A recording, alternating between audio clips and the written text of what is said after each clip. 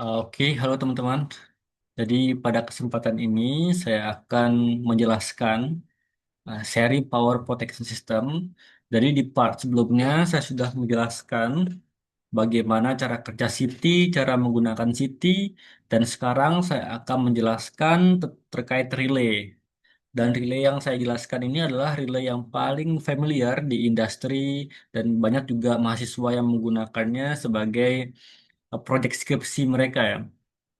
Ya, makanya saya di sini sebut relay sejuta umat dan saya akan menjelaskannya dalam cara yang sederhana versi bahasa bayi kalau kata Ferry Irwandi ya. Oke, dan saya mau spill bahwa nanti setelah ini kita akan praktik menggunakan Disk Silent Power Factory. Ini saya akan membuat versi Yeping terkait teorinya. Oke, next. Oke, pertanyaan pertama, kenapa sih kita butuh power protection? Very very clear ya, because safety can be fun. Just it, just it, safety can be fun. Kalau nggak safety ya nggak fun. Oke, ini pengantar ya. Basic element protection. Ada tiga basic element protection. Yang pertama, CT, ini untuk men-scale down arus dari tinggi dibaca menjadi rendah. Kemudian dibaca oleh relay, relay ini sebagai decidernya. Kemudian dia akan memberikan sinyal kepada si B sebagai eksekutor, trip apa enggak. Inilah basic dari protection, power system protection. Kalian harus ngerti lah ini, tiga komponen utama ini. Next, kenapa kita perlu relay? Nah, ini yang cukup penting pertanyaan ini ya. Sekarang bayangkan nih, si cewek di depan ini, dia nggak ngerjain tugas. Tapi masa sih kalau dia nggak ngerjain tugas, kamu yang ngerjain, ini ngerjain, dia yang ngerjain, juga ikut dimarahi oleh guru karena nggak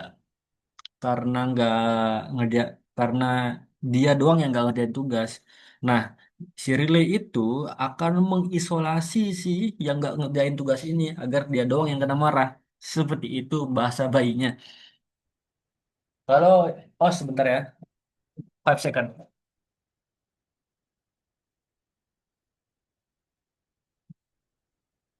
Oke, kemudian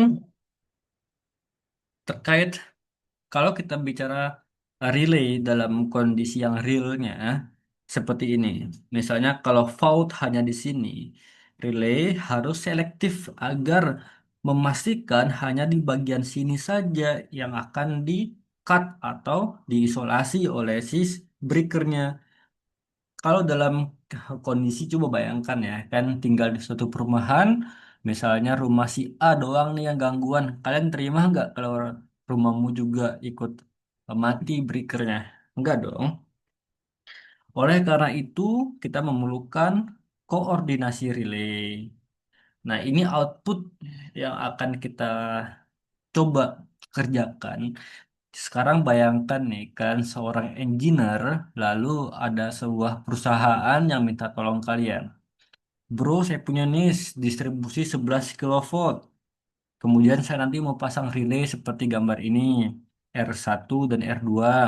Ini spesifikasinya, ini bebannya, ini arus gangguannya, ini jenis kurvanya. Lalu coba deh kamu kalkulasi gitu, agar dia bekerja secara oke. Kira-kira kalau seperti ini, kalian bisa nggak? Ini yang akan kalian eh, belajari nanti di video kali ini.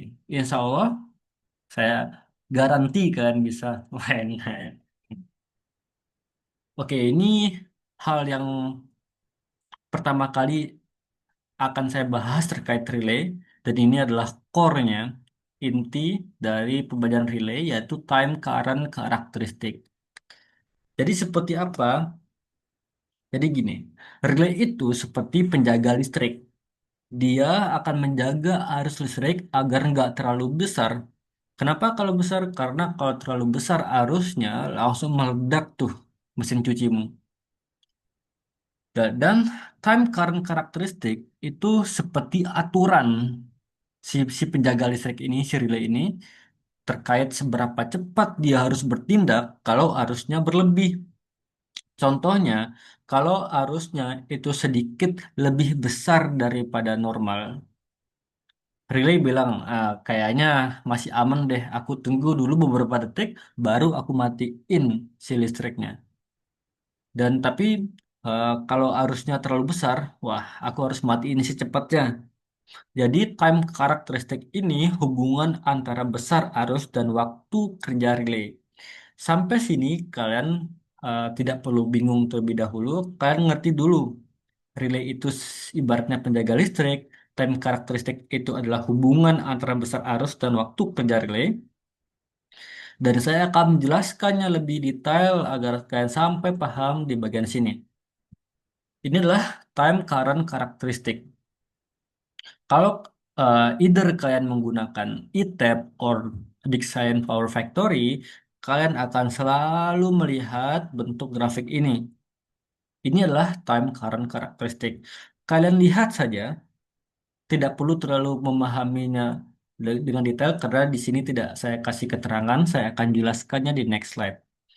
Jadi ini adalah bentuk eh, relay apa bentuk karakteristiknya. Ini standar inverse, yang lurus ini definite time, very inverse, extremely inverse, dan ini grafiknya di sebelah di sumbu X ini plug setting multiplier atau multiplies of plug setting. Multiply plug setting ini menggambarkan rasio antara arus gangguan terhadap arus setup. Apa itu? Santai tenang saja. Saya cuma menjelaskan dasarnya terlebih dahulu. Misalnya seperti ini. Eh, misalnya ada arus gangguan di mana rasionya 10. Dia akan ngekat di detik sini. Sekitar 0,4 sekon lah misalnya. Let's say ya. Nah, seperti itu. Misalnya sini arus gangguannya 100, dia akan ngekat di 0,2 sekon. Nah, seperti inilah contoh dari time current karakteristik. Tenang, saya akan menjelaskannya dengan sangat-sangat detail dan mudah dipahami di next video, di next slide. Oke, jadi secara umum time karakteristik itu dibagi menjadi tiga utamanya. Yang pertama, instantaneous overcurrent relay, definite time overcurrent relay, dan inverse time overcurrent relay. Instantaneous overcurrent relay ini seperti penjaga yang super cepat. Jadi kalau ada arus gangguan lebih dikit aja dari set pointnya, dari dari arus yang diset oleh engineer-nya, dia akan matiin sesegera mungkin. No, no, apa ya? Tidak ada tunda-tunda, nggak ada tunda-tunda. Ini cocok untuk kondisi fault yang besar sekali, misalnya konsleting parah. Nah, dia bentuk kurvanya lurus, lurus seperti ini. Eh, yang lurus juga ada juga definite time over current relay seperti ini lurusnya. Nomor 2 dan nomor satu ini hampir mirip, tapi si relay yang dua ini agak sabar, nggak seperti instantaneous current ini. Jadi misalnya kalau eh, e-pick up-nya atau arus yang set point-nya yang ditentukan oleh engineer sudah eh, apa ya, arus gangguannya sudah melebihi set point-nya yang ditetapkan oleh si engineer itu, dia akan ngetrip. Nah, waktu ngetripnya tergantung di set di waktu berapa. Misalnya ya, kalau ada arus lebih dari 100 ampere, kemudian si engineer set waktu kerjanya 1 detik, dia baru kerja di 1 detik itu. Dia nggak akan langsung. Misalnya saya sebagai engineer-nya set di sini di 3 sekon, maka gangguan dulu dihitung 1, 2, 3, oke trip seperti itu. Time definite time overcurrent relay. Perbedaannya sama instantaneous, di instantaneous nggak ada tunggu-tunggu, lebih dikit cut, lebih dikit cut gitu. Dan ini yang sering banget dipakai oleh tim-tim pejuang skripsi, inverse time overcurrent relay atau inverse OCR. Kenapa ini paling sering digunakan? Karena dia itu fleksibel. Maksudnya fleksibel seperti gimana? Ini adalah rules-nya. Semakin besar arus yang lewat, semakin cepat dia trip. Tapi semakin kecil, semakin lama dia trip. Makanya disebut dengan inverse. Nah, inverse ini terbagi menjadi banyak jenis ya. Ada standar inverse, very inverse, extremely inverse. Nah, namanya inverse yang buat dia beda standar, very, extreme itu kelengkungannya, kecuramannya. Jadi, misalnya seperti ini ya. eh ada nih gangguan di 10, coba ya. Misalnya kita bandingkan gangguan 10 kali rasio sama 2 kali rasio. Kalau 2 kali rasio dia di sekitar 0,9 sekon operating time-nya. Sedangkan kalau 10 ini sekitar 0,4. Inilah sehingga ini sangat oke. Kenapa oke? Karena dia bisa komunikasi dulu dengan relay yang lainnya. Misalnya gini ya, bro, kayaknya aku dulu deh yang yang trip. Habis itu kamu ya, habis itu kamu, you seperti itu. Tidak mati semuanya secara bersamaan. Oke, ini contoh dari bagaimana cara kerja relay secara harfiah, secara umum ya. Anggaplah ini power system, ini generator, sampai ini load. Ini R1, R2, R3. Harusnya relay itu bekerja seperti ini teman-teman. Misalnya gangguan di section ini. Maka yang harus kerja terlebih dahulu adalah si R1. Nggak boleh R3 dulu, nggak boleh R2 dulu. Itu namanya nggak selektif. Harusnya seperti ini. Nah, ini adalah contohnya. Misalnya gangguan di R1, R1 mati dulu di detik segini. Kemudian, kemudian R2 sebagai R3 itu adalah sebagai backupnya. Lokasi di mana gangguan itu terjadi itu namanya main atau yang utama, relay utamanya R1. Jadi kalau R1-nya gagal, baru R2 bekerja, R3 bekerja seperti itu. Dan waktu bekerjanya nggak boleh samaan. Kalau samaan, masa ini ini doang yang gangguan, yang ininya juga ikut. Jadi kalau udah bekerja ini nggak boleh, ini nggak boleh. Nah, jarak antara selisih kerjanya, selisih antara kerja ini dinamakan CTI atau Coordination Time Interval. Maka singkat cerita, overcurrent relay itu bagaimana cara kita merekayasa waktu kerja dari setiap relay agar dia bekerja efisien dan akurat. Maksudnya akurat ya kalau terjadi di R1 ya udah R1 doang yang mati. Kalau terjadi di R2 ya udah R2 saja yang mati seperti itu. Yang lainnya tetap disiagakan. Nah, itu dinamakan backup. Siapa tahu dia gagal ya, namanya backup relay.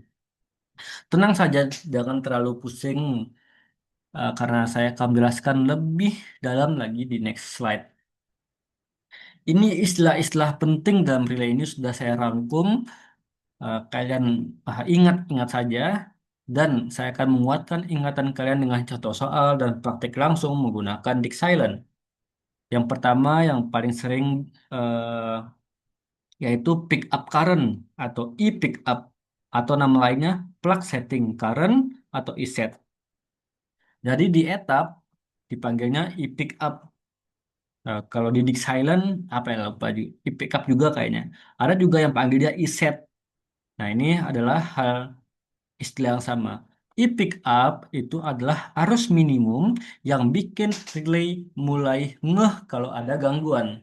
Maksudnya gimana? Misalnya, kalau ada arus nominal transformer 100 ampere ini normal ya. Nah, si engineer itu most likely ngeset e-pick up-nya 120% atau 1,2. Tapi nggak selamanya 1,2. Kadang ada 1,5, ada 2, tergantung kebutuhan dan si engineer itu sendiri. Maka relay baru aktif bekerja saat 1,2 dikali 100 ini. Dia mulai bekerja di 120 ampere. Seperti itu cara kerja e-pick up.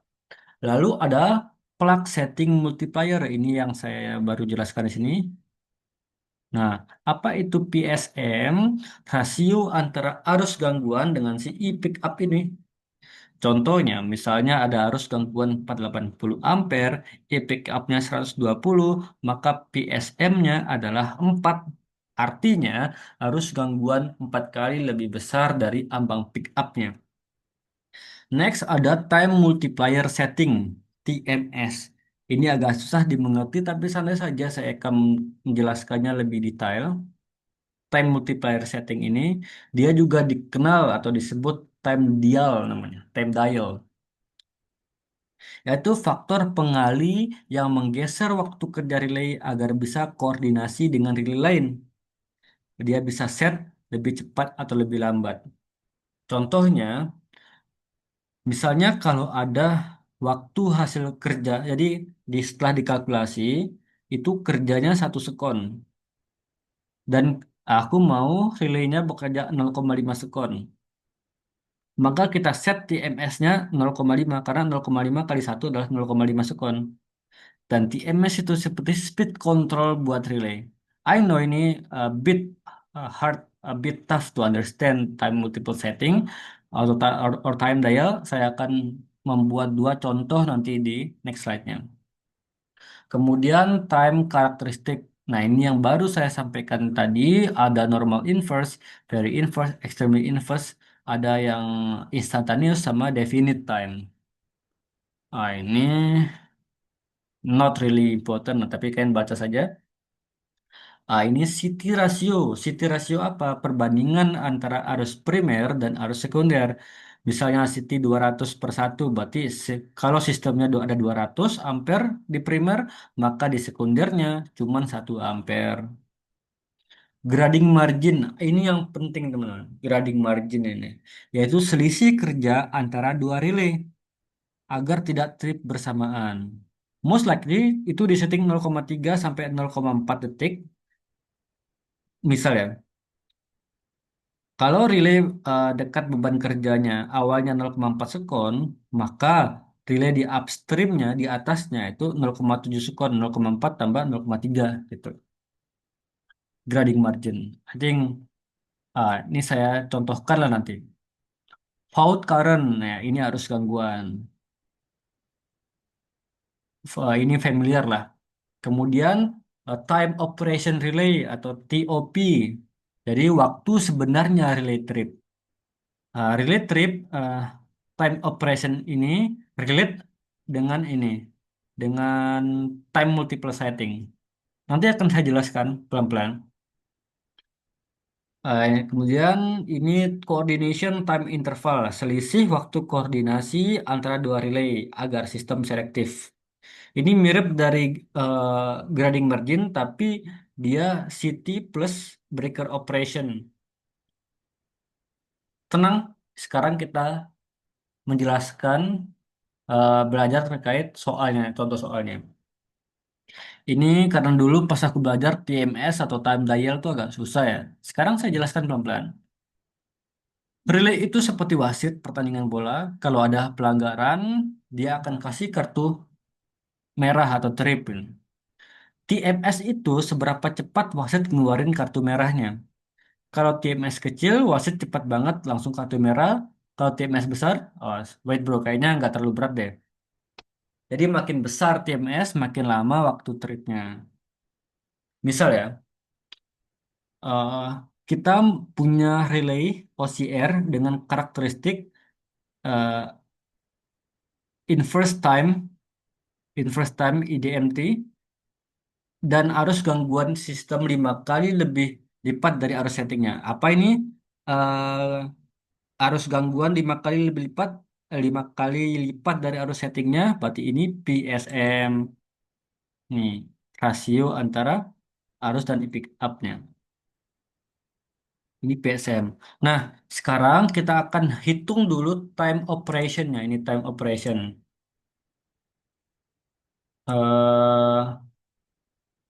Time operation mana tadi ya? Nih, relay operation time. Nah, relay operation time ini rumusnya tergantung tergantung apa jenis karakteristik yang digunakan. Karena di sini inverse, maka kita akan menggunakan yang ini 0,4 ini.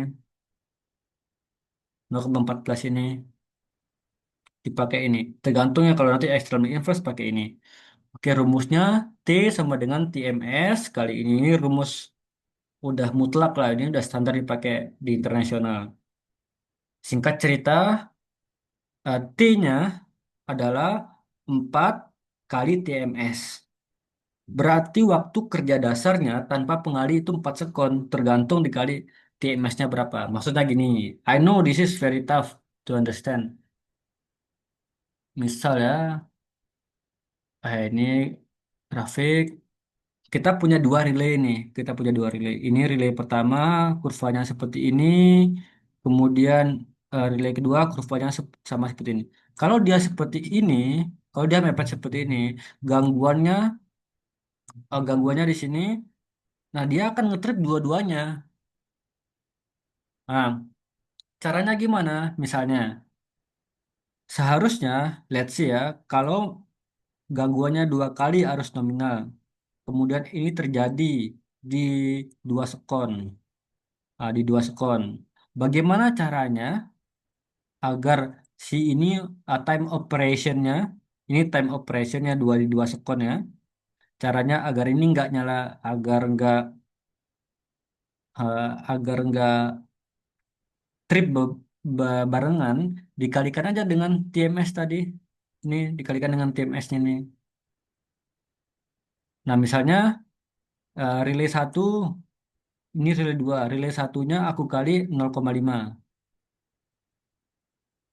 Relay duanya aku kali satu. Berarti relay satu ini karena startnya 2 sekon, 2 dikali 0,5 sama dengan satu.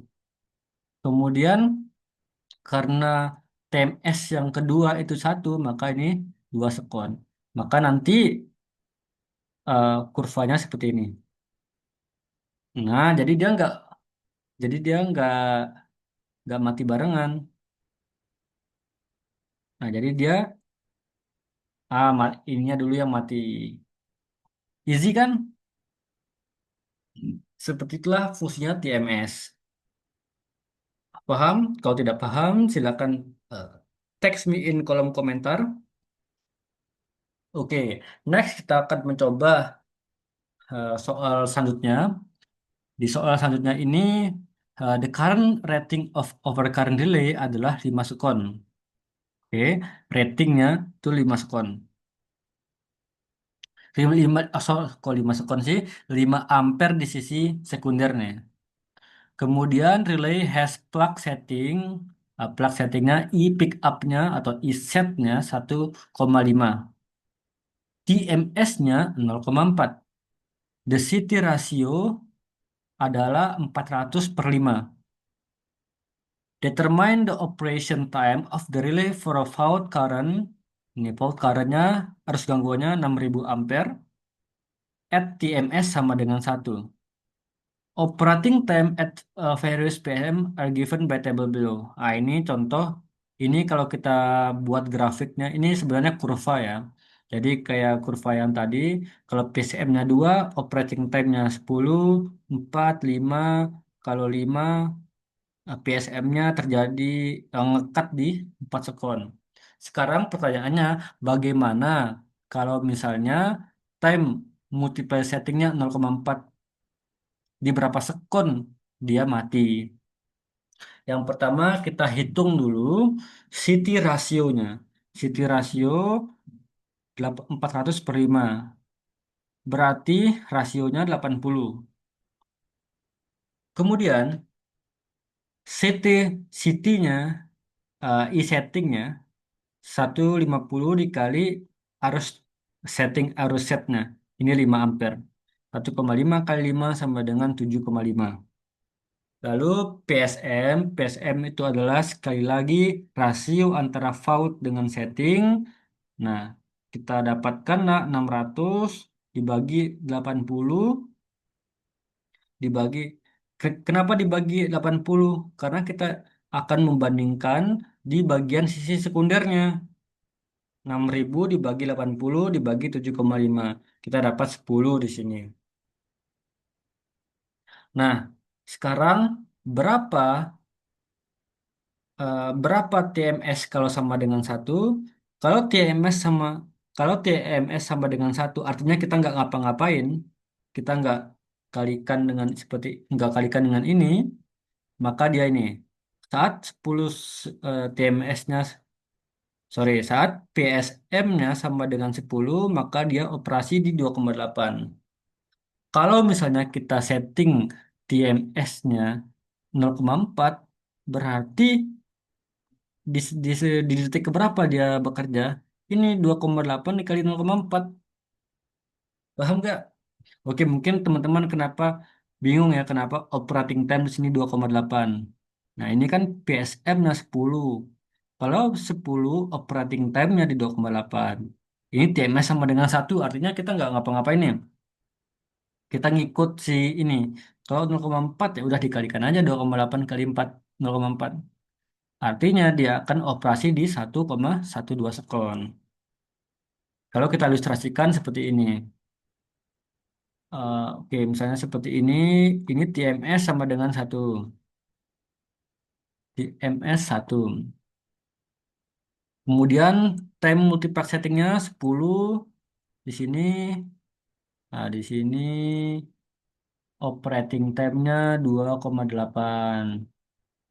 Nah, kalau TMS-nya TMS sama dengan 0,4, ini saat PSM-nya 10. Nah, di sini 1,12 seperti itu. Ferry, sekarang kalian sudah paham kan? Insya Allah. Next. Oh, oke, ini kita akan mengerjakan soal ini. Sekarang, seperti yang saya sudah spill di video pertama, misalnya pada sistem distribusi 11 kV ada dua relay nih dipasang seri. Ini spesifikasinya. City ratio 200/1 untuk R1 nih. R2-nya ini, rasionya bebannya ini, garis gangguannya ini, kurvanya very inverse, TMS R1. Nah, ini diketahui 0,15. Ini udah disetting oleh engineer-nya untuk R1. Kemudian kita akan bagaimana setting setting ini semuanya. Oke, tenang saja, kita akan mengerjakannya. Kalian baca dulu, pahami. Jadi, kalian sekarang sebagai seorang engineer dikasih problem seperti ini. Bagaimana setting relaynya? Langkah pertama apa sih yang kalian harus lakukan? Saya sudah menulis langkahnya. Langkah pertama menentukan arus setting. Kita pakai 1,25 ya. 120, 150 ya tergantung lah. Ini saya pakai 1,25. 1,25 dikali ilutnya. Ilutnya berapa? Ilutnya itu ini 100 ya. Untuk R1. 100 ampere sama dengan 125. Artinya 125 ampere relay saya kerja nih. Kalau untuk R2 ilutnya 200 dikalikan 1,25, ini 250. Saat 250 ampere arus yang dibaca, maka relay saya kerja. Yang kedua apa? Yang kedua adalah PSM, berapa plug setting multipliernya. I-Vout dibagi I-set. I-Vout-nya itu berapa? I1 gangguannya 800 dibagi dengan 125. Ini 125 sama dengan 6,4. Untuk yang PSM 2, 800 dibagi 250 sama dengan 3,2. Langkah 3, kita cari time waktu kerja time operation relay T1.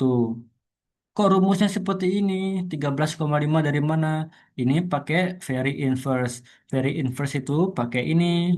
Very inverse 13,5 ini. Sudah ketentuannya. Ini 13,5 dikali TMS. Ini untuk yang pertama ya. Dibagi PSM. Bagi saat ini rumus sudah ketentuan. Masukin yang diketahui TMS 1 berapa? 0,15 dibagi PSM-nya 6,5 dikurang 1 kita dapatkanlah time operation-nya itu 0,375. Time operation-nya bekerja di 0,375 sekon. Langkah 4 tentukan waktu kerja relay menggunakan grading margin. Apa tuh grading margin? Ini selisih antara waktu kerja antara dua relay agar tidak trip bersamaan. T2 sama dengan berarti waktu operasinya T1 tambah grading marginnya biar enggak, sebenarnya T2 tuh sama dengan T1 agar dia enggak kerjasamaan kita tambah grading margin, maka inilah T2-nya. Berarti yang mana yang kerja duluan? T1 kerja duluan, R1 kerja duluan, T2 baru kerja setelah T1. Gradingnya 0,35. Next kita cari TMS untuk R2. Ini rumusnya tetap sama seperti ini. Kita masukin T2, barusan kita cari 0,71, kita cari TMS-nya sekarang. Nah, TMS-nya 0,118. Paham nggak? Jadi, kenapa TMS itu penting? Karena kurvanya ini sama. Very inverse ini very inverse. Maka kita perlu pengali untuk waktu kerjanya. Ini 0,118. Rangkumannya, ini kesimpulannya. Relay satu downstream, artinya di bawah di sini. E-setnya ini, PSM-nya ini, TMS-nya ini, waktu kerjanya ini. Fungsinya proteksi utama. R2 isetnya 250, PSM-nya ini, TMS-nya ini, kerjanya ini. Nah, hasil ini kan kasihlah kepada pekerja lapangan untuk disetting atau kalian sebagai engineer setting sendiri.